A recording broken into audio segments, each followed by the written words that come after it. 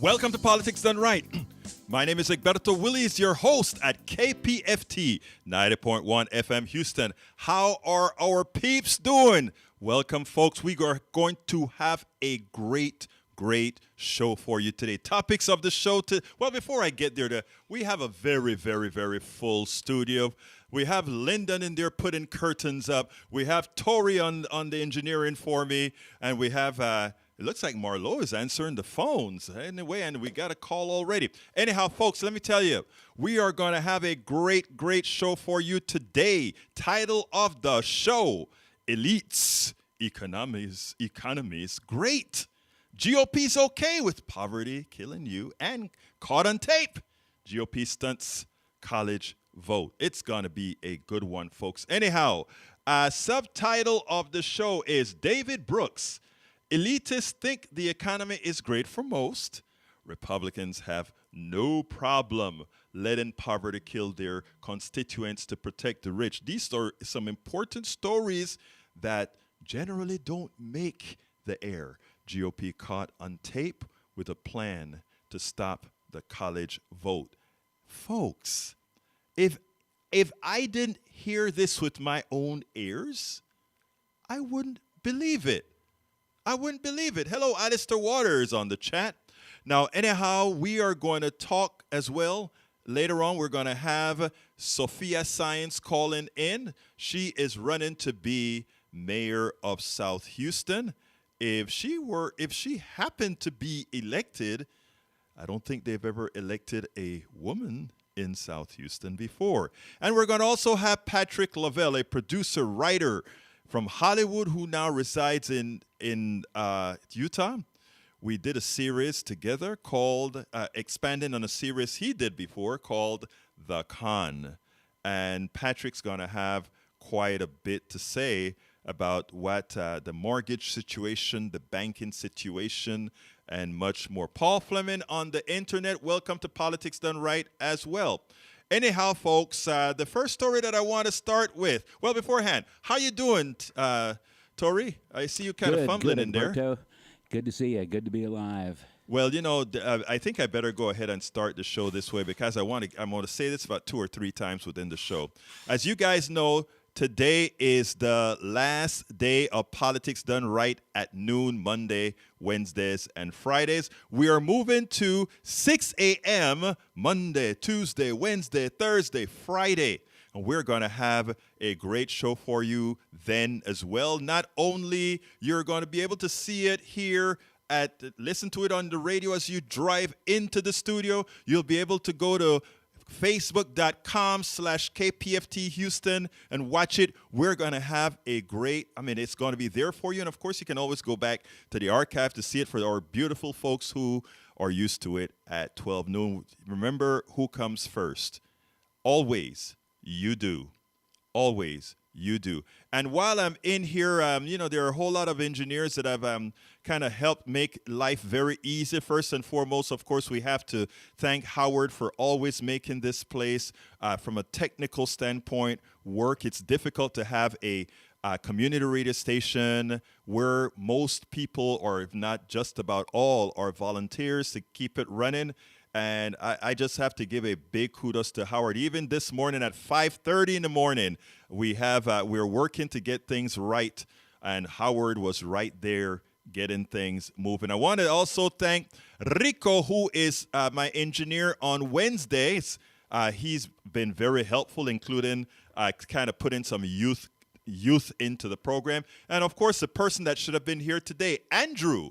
Andrew's not here yet. I imagine he'll drop in sometime later on, who was engineered for the program as well. I want to give him a big thank you. And then there's Tori, always what I call the commentary type of engineer. It's not enough for Tori to just come and engineer here. Like every single engineer over here, we love the participation. So, Tori, thank you very kindly for having been engineering for Politics Done Right at the noon hour. My pleasure. That's all you're going to say. My pleasure. You're in the studio, buddy.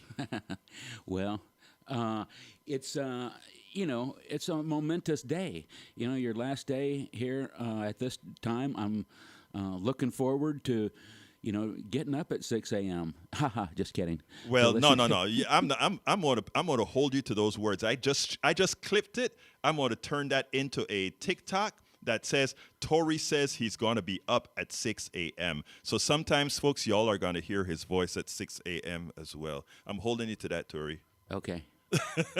Anyhow, folks, so before we get started as well, I want to thank all the volunteers here, from the manager to the program director. We have Marlo right there in the studio, who make things happen at this studio. So without further ado, caught on tape, GOP stunts college growth vote. All right, how did that happen? We always knew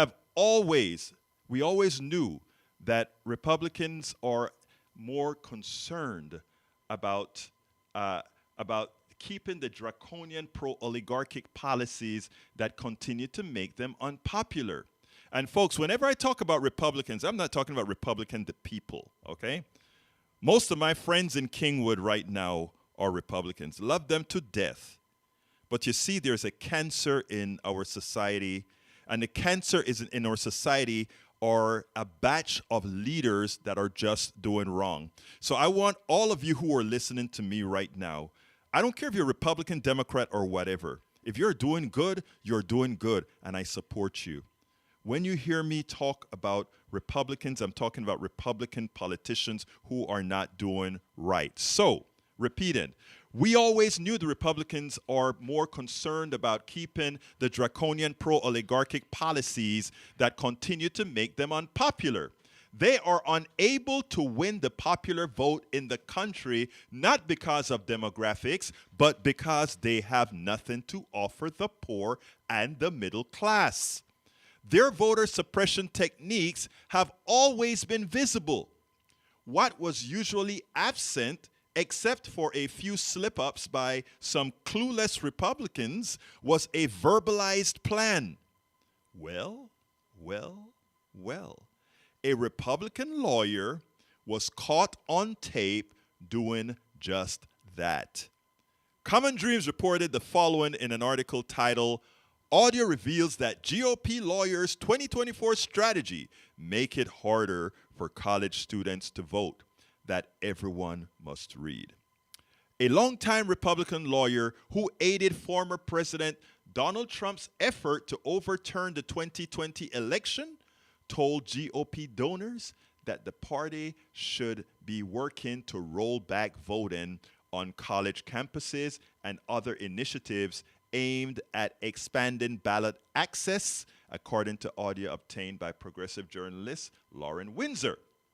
What are these college campus locations? Cleta Mitchell, a top GOP attorney and fundraiser, asked during a presentation at the Republican National Committee's donor retreat in Nashville last weekend. What is this young people effort that they do?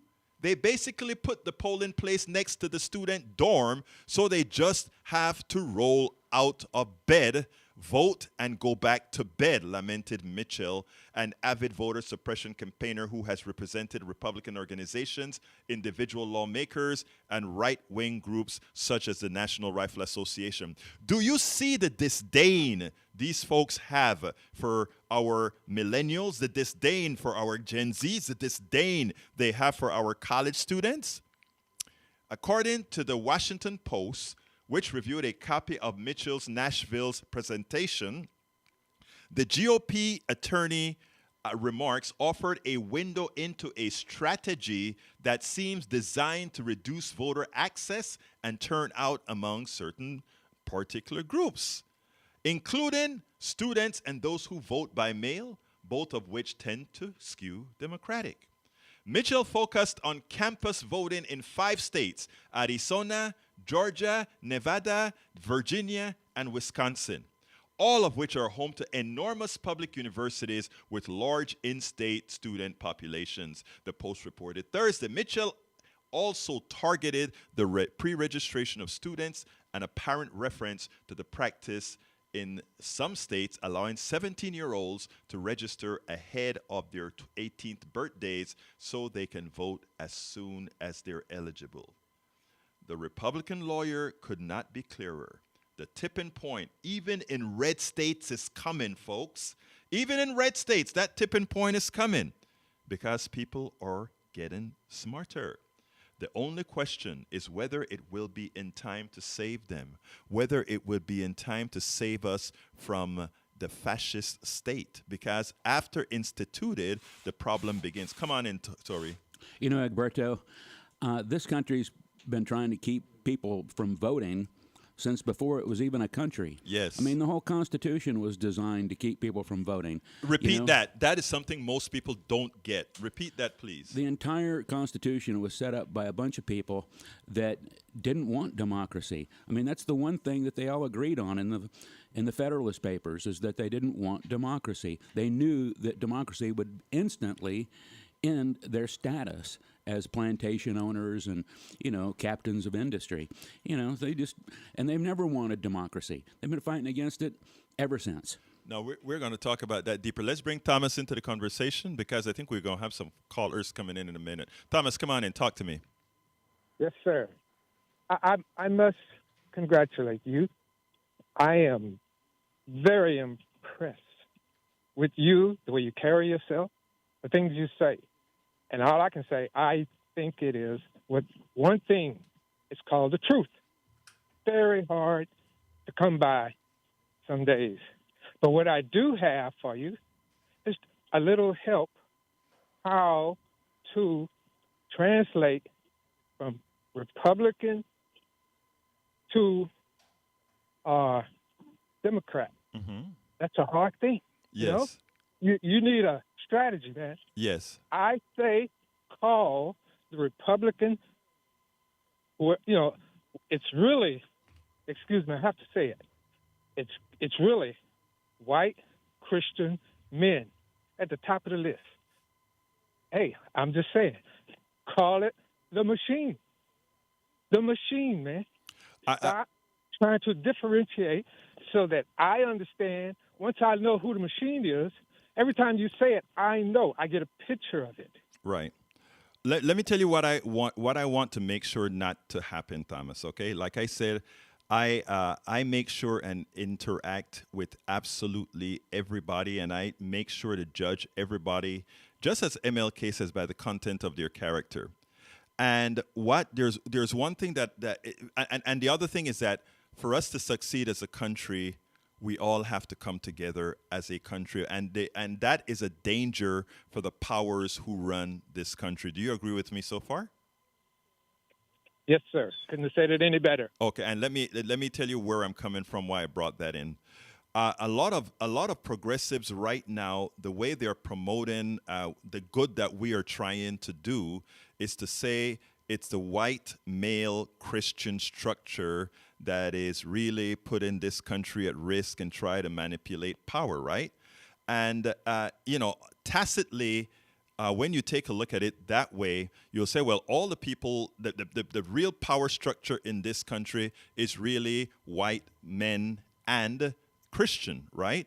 But what that fails to instantiate is my white male brother in Appalachia, my white male brother in some ghetto in Houston, my white male brother, and I'm right now I'm centralizing on white male, and the reason why I'm saying that is the way I think we have to make sure and carry the message is that the small number of white male in the power structure, because it's a very small number, has polluted the minds of the many white male structure into believing that they have a birthright that they never had, and fighting for that birthright they never had, and in doing so, subjecting the rest, women, BIPOCs, people of color, and everything else, to be that buffer between those who are abusing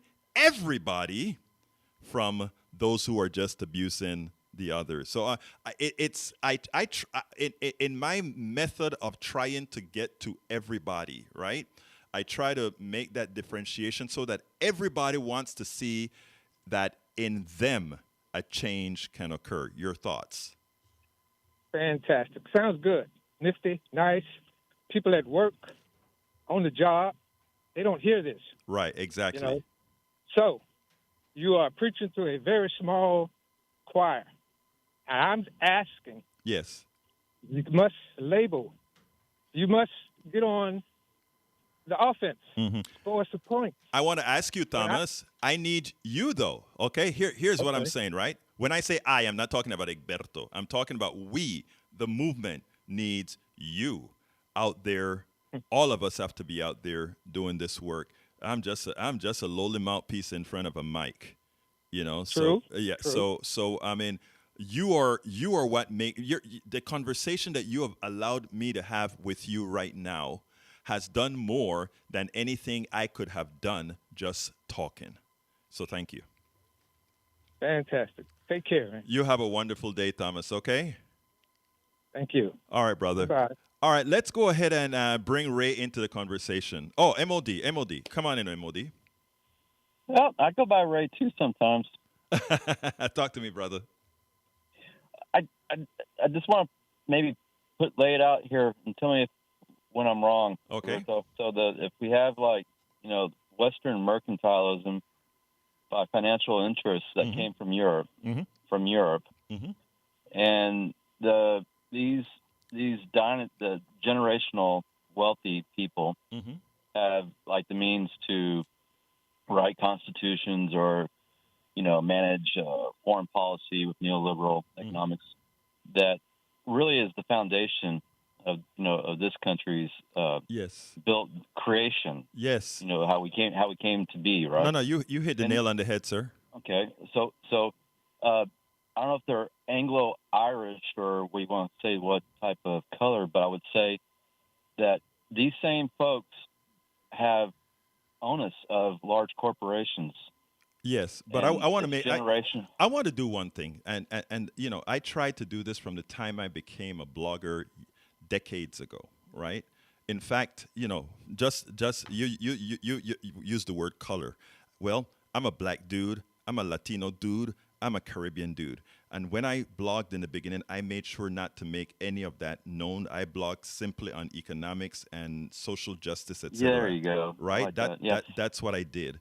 Now, Right. and one of the reasons that that I wanted to add to something that you just said there, when you brought in the word, let's say Anglo or color in the particular when you're talking about our economic system, right? I don't. I, I know you want to focus on that, Roberto, but that's not the crutch of the point. I get it, But but I mean, but you brought it in. You brought it in when you well, talk. you want Yeah. to focus on? Go ahead. Go ahead. Yeah, Go ahead. yeah. So what I wanted to say is we need to defocus from that and actually Right. look at what the economic system is to There use you go. those factors that you just mentioned to divide and Okay. conquer. So continue. So, yeah, cool. So let's call it a caste Yeah, system. that's even better. Yes. And caste systems are more closer to a macrocosm than Yes. these microcosms that we roll around and argue and kill each other over. Hmm. Okay, so that seems to be historic, uh, referable use cases. We can go down that route. What I'm trying to state is, if the same caste system that financed Western mercantilism, that are major shareholders of communications, Hmm. was the five corporations that have 93-95% of our media. Yeah. They have a vested interest in quarterly earnings and a lot of, let's call it, isms, racism, or all these things are microcosms. Exactly. It's If we focus on the microcosms, we forget what I do in security is called source controls. We have result, we have cause, and when we go to the source instead of having reactive policies, we want proactive. So if we understand the source, in this case, historic, a caste system that uses microcosms to keep a populace, what's that called? We'll feed them bread and circuses, I yeah, think. it's a bread and One of the circus procedures. Okay. theorem, and in fact, it worked in Okay. England and all the other monarchies. Yes. So if we see in the 60s and we see where we are now, it won't matter. Let's just get to the end here. I appreciate it. Let me finish it. That if you have 3 years ago, 23 states, Republican governor or government states are initiating digital identity. I'm sorry, and then I think this 448 bill from this independent. Let me, senator from MOD, Arizona? I have some other callers that are going to come. Yeah. That was it. That was it. I was going to say, Yeah. it doesn't matter which party or what y'all want to use color. That's fine. But I'm talking caste. Yeah. Because we're using the caste is using both parties to basically bring in what's going to happen Fed now in July. And all these little isms that we fight each other and point fingers at won't matter. Trust me. Thank you very much, MOD. Very, MOD, let me just tell you, that is very good points that you brought up there, MOD. Very important points. I hope a lot of folks get some of the details of what you were saying. Let's go ahead to Ray, Senor. Come on in, Ray. How you doing, Ray? Hey, Roberto. Talk to me. I just want to say thank you for giving us this hour every Monday, Wednesday, and Friday. I'm definitely going to miss you, but I will try to catch you on at 6 a.m. Just real quick, I just want to piggyback on what the brother said. Yes. About a caste system. Yes. And what I feel like in America, we have a caste system, and I'm going to say something that might upset a lot of people. There is no middle class. There was never a middle class. There is only two classes of people, and I'm going to say it like this. You're either in the working class or you're in the elite capitalist class.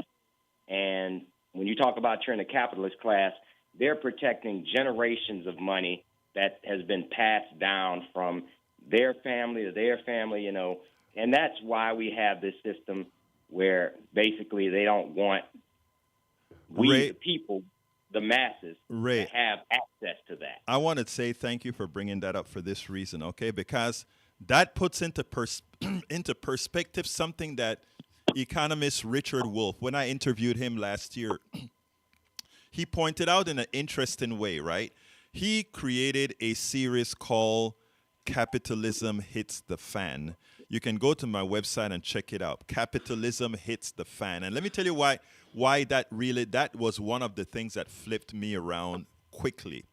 Because he showed, you notice you just said there are two classes, the working class and the elite class. And when you take a look at that, brother, this is what you saw. The working class that made it, one of the things that people didn't realize is how much credit was afforded to them. So they didn't appreciate in true asset value. They didn't appreciate in true income. They appreciated in the access to credit that they had that gave them the semblance of wealth. And when he did all these calculations, and when you saw that, you say, oh my God, this easy credit and stuff was the next instantiation of preventing the working class from making that leap into what one would want us to call the middle class. Very good observation, Ray. Yes, sir. And I mean, basically, as long as people are caught into this web of lies to believe that you can be a part of that class, you just have to work your way up through this meritocracy that they've fabricated for us. There's no meritocracy, but you're right, yes. We're always going to say, well, you just have to pull yourself up by your bootstraps and you can have everything. I see the chatters. I see your everyday chatters. They push that same narrative that, you know, you just have to pull yourself up by your bootstraps. Nobody's responsible for your happiness except you. But no, we all have skin in the game. I just paid taxes this year, so I have skin in the game on what happens with, you know, my resources that I am affording to the government that is supposed to work towards my betterment, our community. Right. Well, look, Ray, you hit the nail on the head. Anything else you want to say before we jump to the next? No, brother. Just be on the lookout for the mayor's race. I'm going to be watching that closely. Good. I will. I'm pretty sure I will have some interviews with some of the candidates. In fact, I'm going to try to get one arranged with Sheila Jackson Lee shortly when I get to their team. Okay. Yes, sir. I'll definitely be listening. You're going to stay on YouTube, right? We'll be. Everything is going to stay. In fact, at 6 o'clock, the show at 6 o'clock immediately shows up at kpft.org for those folks who missed it at 6 o'clock, and of course it'll be live at our FB, Facebook post, and on YouTube. So we're going to make sure that everybody still gets covered with this stuff because this is what we do, brother. Absolutely. All right. I'll keep listening. Thank you, Ray. You have a good one, sir. Yeah, and I just wanted to jump on something that Ray said, just to add that there's some advantages and disadvantages of living in a multicultural society.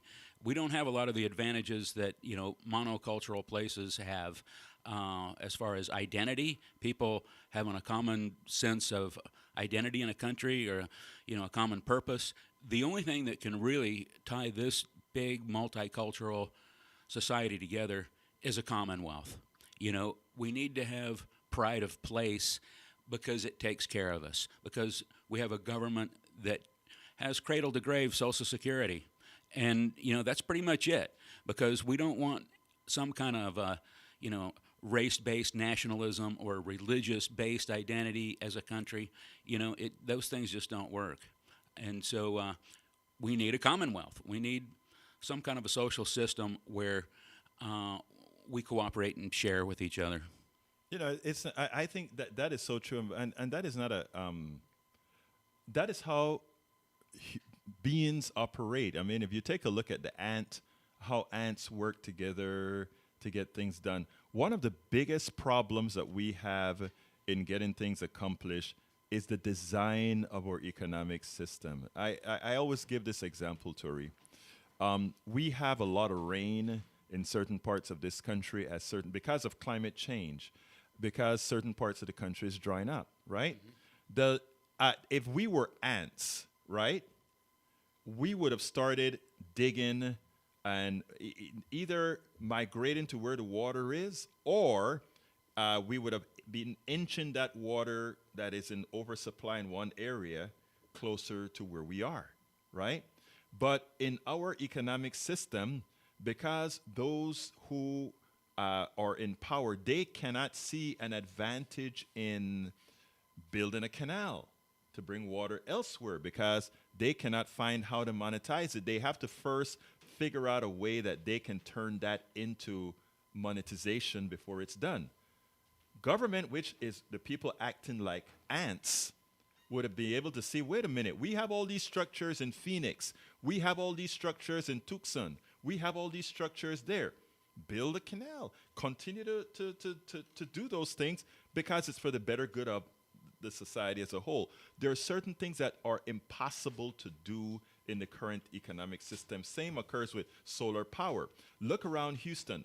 Fly over Houston. We have the largest generation station there is, the roof of everybody's home. Yep.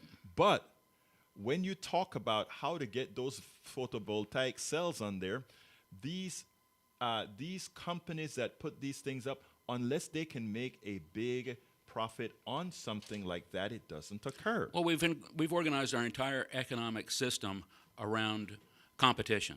And so not just humans, but all mammals have evolved to survive with competition and cooperation. And those are just two, it's your left hand and your right hand. But when we create these social systems, like our economy and our political system, and everything's based on competition, it's out of balance. We need to augment those systems with cooperative systems. I'm glad that you talk about the cooperative. Mutual aid is the key word. Right, but again, we talk about things like meritocracy, we talk about things about monetization, etc. You have to have them in the right balance. And right now, I would say that there's such a large imbalance right now that it is at our detriment. And the problem is, let's give an example. Lake Powell in Colorado right now is running close to dead pool. Well, with the little bit of rains that they had now, we're far from dead pool. We're not quite at dead pool yet. Yeah, they're finding all the mafia bodies from Vegas, so it's always fun. They're taking bets on it. You would say that, man. You would remember that part, eh? Yeah, that they're finding those bodies. So yeah. So anyhow, folks, give us a call 713-526-5738 if you want to add to the discussion. Hit extension numero dos 713-526-5738. I want to say E2247. Welcome to Politics and Right. Eric Hayes. Welcome to Politics and Right. May Wood, Bridge MCP. Peggy Lopez, Paul Fleming, and all of you. Thank you guys for that healthy conversation you have in there. I can't cover it right now because, like I said, we have some folks that are supposed to be coming in. But let's go to the next subject at hand, which is, and I'm still trying to get my eyes going straight. You know, I had some cataract surgery, so when I'm looking at some of this stuff, I can't see it quite well. But anyhow, GOP okay with poverty killing you, right? I mean, here's the story. Everybody knows about the debt ceiling. How familiar are you with the debt ceiling? None. All right. Whenever we spend money as a country, right, we spend a lot of money and we spend more money than we have. All right? So Social Security is paid and all these bills are paid. It's already spent. There is this false thing called the debt ceiling, which is Congress giving permission to the Treasury for us to spend more than we actually take in, which means we borrow. That's what the debt ceiling really is. We're borrowing money. Here is the kicker. The money's already spent, and for all practical purposes, it was spent by both administrations. And in the 3 years that we had to raise the debt ceiling before what's coming in June, no problem. Nobody asked any questions. They just raised the debt ceiling. It's a false limit. When you have a sovereign currency, which means when you define your own currency, when your currency is based on you, which is what the dollar is based on. The dollar is just based on it being American and people having faith that it's worth something. That's all it's based on. You don't really need to have debt ceilings at all. But we created this mechanism by these people who want to have have austerity and all these issues. We create this thing called the debt ceiling. Okay, good. Now, if the debt ceiling isn't covered, it means if we don't raise the debt ceiling by law, again, by law, the Treasury can't do what is necessary to continue to fund the borrowing that we need for the bills that we already accrued. Your Social Security check or whomever's Social Security check, etc. Can't be covered. Republicans are holding Biden hostage. And check out the kinds of things that they want to do to hold hostage.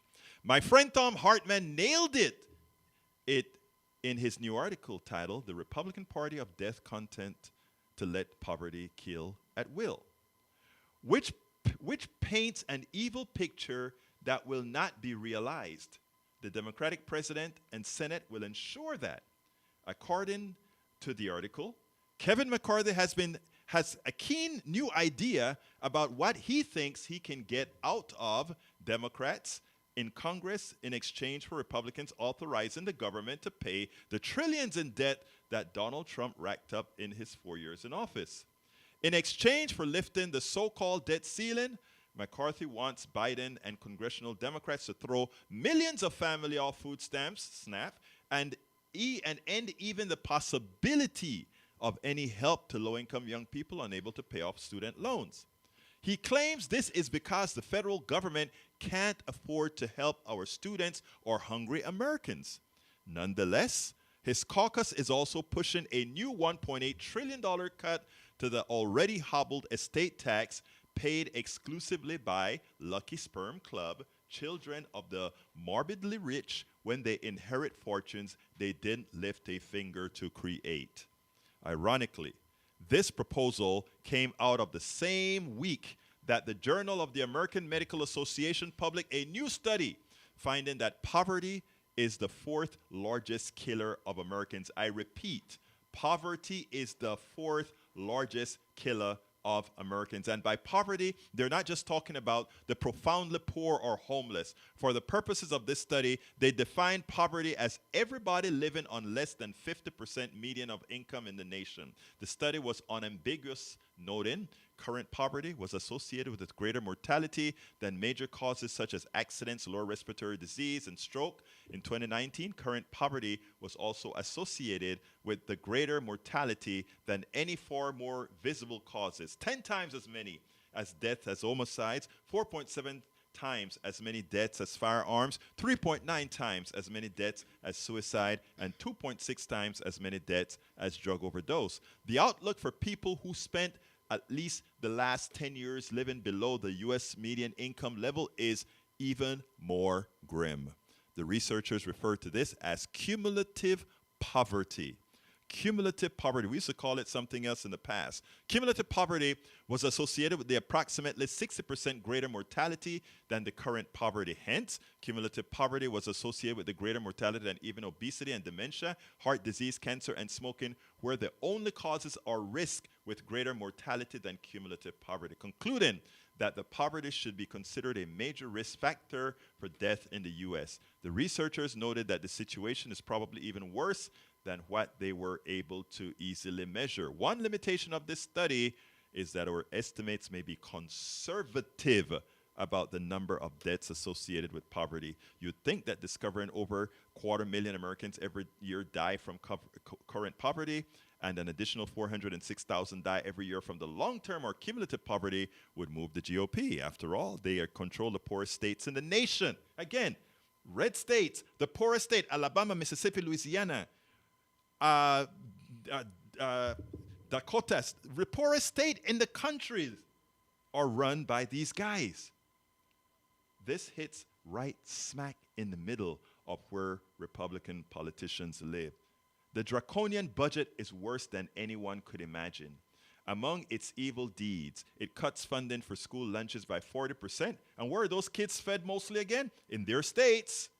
Continues the process of privatizing Medicare Advantage, which has been proven detrimental to most. And who are taking care of, where are those ads being placed? Get Medicare Advantage, no matter what kind. There are some that are good, but most are bad.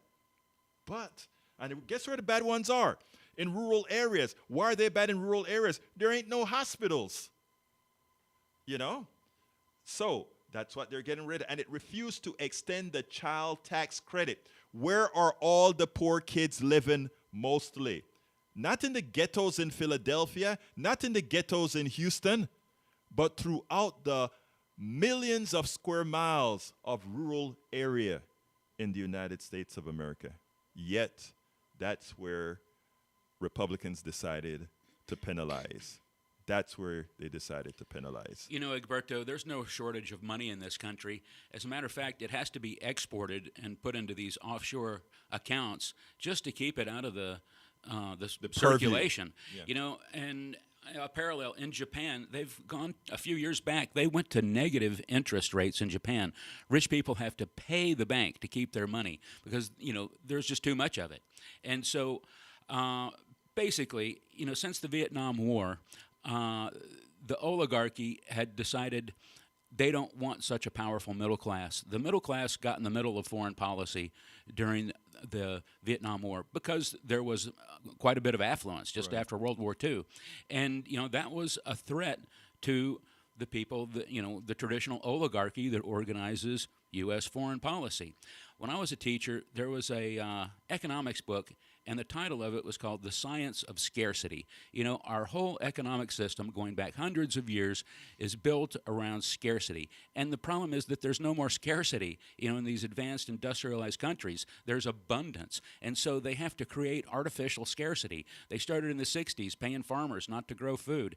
And now with robotics and everything, there's just too many efficiencies. They have to go in with all of these policies, you know, like they don't want to, you know, pay for college. They want people to go into debt for medical and this and that and something else to artificially diminish the middle class. That is why I'm going to wake you up some days at 6 o'clock. Because here's the thing about it, and I'm going to talk about that in a minute. That is why, Tori, you just said something so important. That word scarcity owns so much. Let's give an example. Today I came into the studio. I had to run and fill up my tank. $40-something worth of gas to fill up my tank. It's $3.15 at Costco. It was $2.63 at Costco a few weeks ago. And why is that? False scarcity. you talk about them paying farmers not to grow. In other words, we pay farmers not to grow product so that the plutocracy can make products more expensive and make a bigger profit. The cartels hold back oil that is in abundance, even though you and I are glad that they're holding back the oil because it's less crap in the air, but still, it's charging more people for it. But anyhow, folks, I wanted to tell you guys that without further ado, today we were going to have a special guest onto our program, and the special guest is now on the phone. Let me tell you a little bit about her. It's Sophia Science. Sophia Science is a proven leader, public educator, and community advocate. She holds a bachelor's degree from Houston Baptist University, a master's from the University of St. Thomas, and a certification in diversity, equity, and inclusion from the University of South Florida. She's a certified Texas teacher and has been teaching in Title I public schools for the past 10 years. And you know what Sophia is doing? Sophia is doing something that we preach about, something Tori and I talk about, something that we talk about with Brother Andrew, who has just made it into engineer. And that is, we want young folks entering into the fold of running for institutions in this country. Come on in, Sophie. Sophie, how you doing, Sophia? Hello. How's everybody? Everybody's doing fine. I don't know if you heard the introduction that I just gave you from talking about. I did. All right. Well, anyhow, first of all, let me just tell you that it's my honor to speak to someone, a woman, a young woman who decided to jump into electoral politics and say, you know what? I can make a difference within my community. Sophia, tell us a little bit about who you are and what it is that you're doing. Hey, so like Ebebeto told everybody, I'm a teacher at South Houston High School for the Pasadena ISD School District. I'm a community advocate. Me and my friends started an organization back in 2020 called South Houston First. Our organization was to bridge the gaps of the failures of our local administration during the pandemic. We've been able to provide food, water, vaccinations, legal assistance, and help to our community members who have suffered from flooding, ice storms, and just different issues within their local government.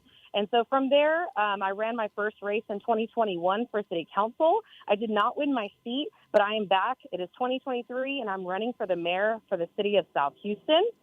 And I'm not a politician. I am a teacher. Hold on. I just got another person that was running for candidacy in Humble for the Humble School District, and she said the same thing. And Sophia, I want to ask a favor of you. I know you're running for mayor, etc. I stand a good chance of becoming the mayor. But I want us to stop looking at politicians as if it's a bad thing. You are running to be the mayor of a city. You are a politician. And not only are you a politician, we need to bring back the good that is politicians, because politicians make policy and policies are good. I just want to make that little correction, but continue, my dear friend. No, I agree with you.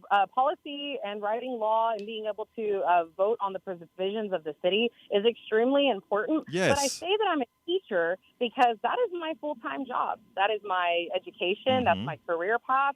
And I don't plan to leave teaching as the mayor of South Houston because it's a part-time position. Right. So no matter what, I'm always going to be an educator. And the capacity of me as an educator, as the mayor, is going to be educating the community leaders on how to move forward to build better streets, to have cleaner water, to reopen our community center, and to be able to provide basic amenities to our citizens that really have been oppressed. You know, we've had the same mayor for 20 years now, and everybody wants a change. Everyone's ready to move forward, to advance technology. It's really embarrassing that our taxes continue to rise, but yet we don't see the fruits of our labor in our communities. Well, I mean, and that is when you talk about having to have new leadership. So if people decide that they want you, what are they going to day one? They want to see a difference between what you're going to provide. So from a policy standpoint, what do you intend to provide to South Houston that they're not seeing right now? Oh, thank you so much for that question. I have a 100 days plan. Like I'm the president or something. I'm so excited and ready to jump into this administration. Some of the policy that we're going to change immediately is going to be a Fairness Act. So right now, all of our public parks are locked. They all have a lock and key on them, our softball fields, our baseball fields, and only the people that can access those are our city council members. And they use them for leagues. South Houston doesn't have a league. They rent it out to Pasadena, to Houston, to Pearland, and no one gets to play at their own parks. So we're going to open our parks to taxpayers. Everyone's going to get to play and use the facilities that their taxpayer dollars go towards. We're also going to reopen our community center. We're going to replenish our food pantry. Our senior center is not only going to have Meals on Wheels, but events, dancing, exercise, cooking, crochet, educational programs. We're going to bring back ESL, Pathway to Citizenship courses.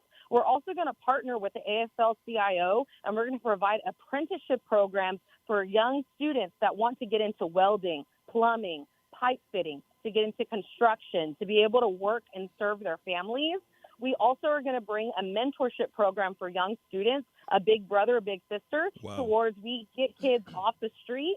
We make sure that we're combating vaping, which is our biggest issue in our schools right now. So we want to combat violence and vaping. We want to make sure the kids have somewhere to play after school.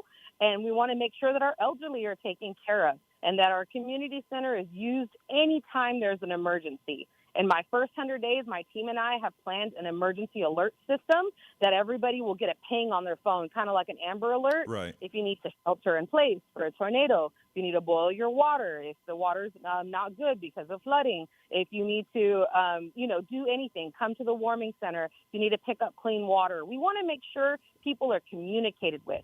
So I appreciate your question. I have a lot of great plans for the city. Well, Tori has a question for you. Oh, I just wanted to say the idea of locking the parks up and only letting the city council folks use them, that's absolutely medieval. You know, back in the days when the royal forest was for the exclusive use of the king and the princes and the counts. Nobody else could go hunting or use the forest. I mean, it's medieval. Yes, and we have lots of issues because of corruption, meaning that all of the bidding is unfair. If you're related to the mayor of the city council, you get first choice on whether your family's company gets to make hundreds of thousands of dollars. And they get to use the community center for their Christmas parties, for their families. I'm not talking about city workers. They've never honored our city workers and thrown them a party. What I'm talking about is their families use our public facilities as their homes. Well, now let me ask you, how is your campaign going? Usually when you have an incumbent like that has a whole lot of recognition within the city, there are two things that happen. Most people don't vote and the person keeps getting elected, or he or she has such recognition that many just think it's a foregone conclusion. Where do you stand as far as you're concerned within the electoral process? So, Mr. Willis, you're right about that. We have such low voter turnout that this man has won 10 elections with 800 votes. 800 votes has won him 10 elections in a row. So what we've done is we've mobilized the vote and expanded the electorate. My team and I, along with community organizations such as Baker Ripley and Mi Familia Vota and Jolt, we've been able to register over 300 new voters. We've knocked 700 doors. My great friends at DSA have come every Saturday this month, and they've knocked with us, and we've been able to cover the entire city. If you are a registered voter in the city of South Houston, we have come to your home already. We've made 9,000 phone calls, sent 5,000 messages, and I'm very happy to partner with Rideshare to Vote. We have 4 days of rides to the polls. You can get a free ride to the poll on April 29th, April 30th, May the 1st, and May the 6th. The number to call is 888-977-2250. It's in English and Spanish, and it's a free round-trip ride, so you can go vote.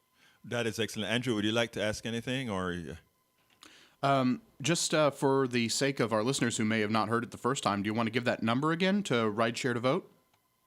Yes, of course. This is Sophia Sines, candidate for South Houston Mayor, and our number to call is 888-977-2250 for a free round-trip ride to the polls. Those dates are April 29th and 30th, and we want you to come because those days we're going to have tacos, aguas frescas, we're going to have candy for the kids. You guys should come out on the 29th or the 30th to our tent. We're going to have free lunch for everyone, for everybody. And you have to vote not just for me as the mayor, but my entire slate. because South Houston's politics are really interesting. It's not seat for seat. We run on teams. So the people that I want to plug today are Fina Govea, position 1, Guadalupe Suquet, position 2, Eri Torres, position 3, Rocio Rubio, position 4, and Juan Guzman, position 5.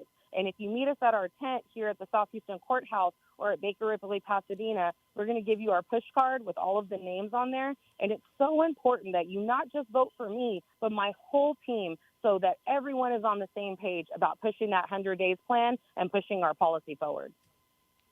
I'm glad you brought up the voting system in South Houston, because that reminded me of another issue that I personally care about, even though I'm not within your city limits. What do you think about the way that elections are run in South Houston? What's your opinion of how they work, and have you looked into any other ideas for how elections at municipal and local levels can be run, like ranked choice voting or these sorts of other ideas? And what are your opinions on those? Oh, my opinion on ranked choice voting is I love it. I think ranked choice voting is the future, and we should really move towards it. Here in South Houston, we do deal with a lot of issues with integrity.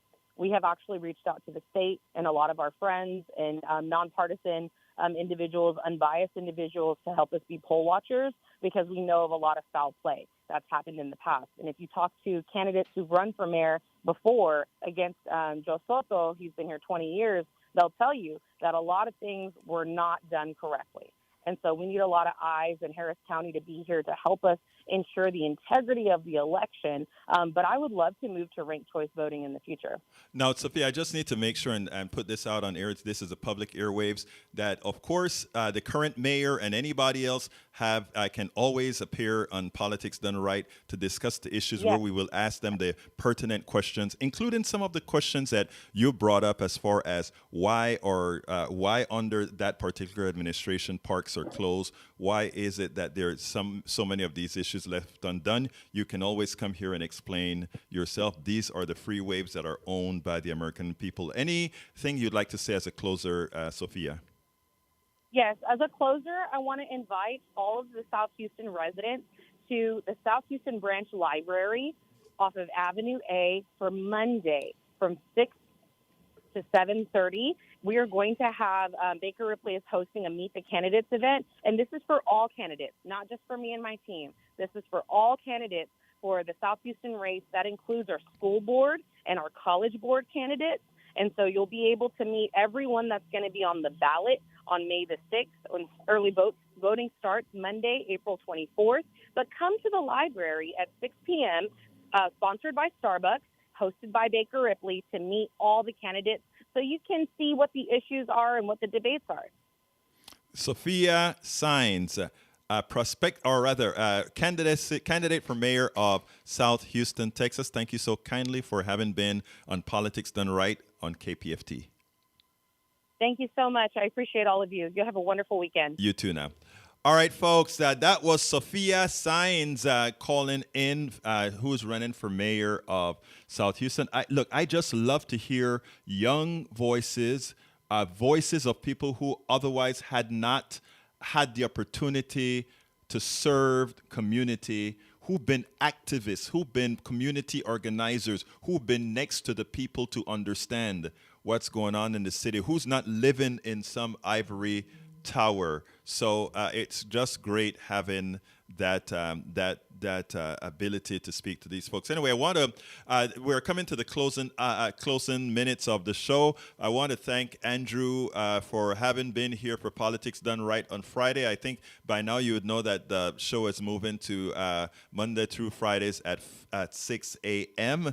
And we're moving to 6 a.m. on Monday through Fridays. And I want everybody to know that everything we're expanding what we're going to be doing on Politics Done Right. So stick with the program. If you wake up early, get on the show. If you're in your car, get on the show. We're going to be talking about a lot of issues, and we're going to be taking input from you as well. It is important, very important, that we hear from you.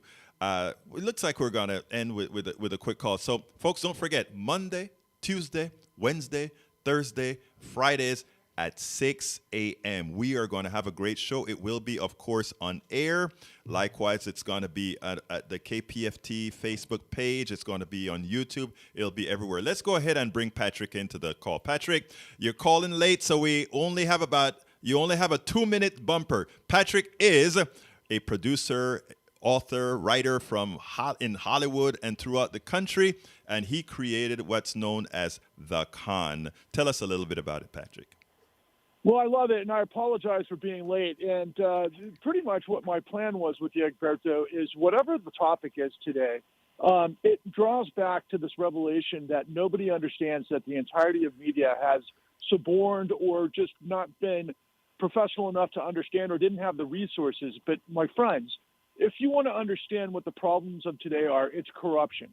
And we are completely owned by the financial system, not because of the nature of capitalism, even though that's a part of it, or monopolies and that sort of thing, but through criminal racketeering, which is just basically the mafiocracy.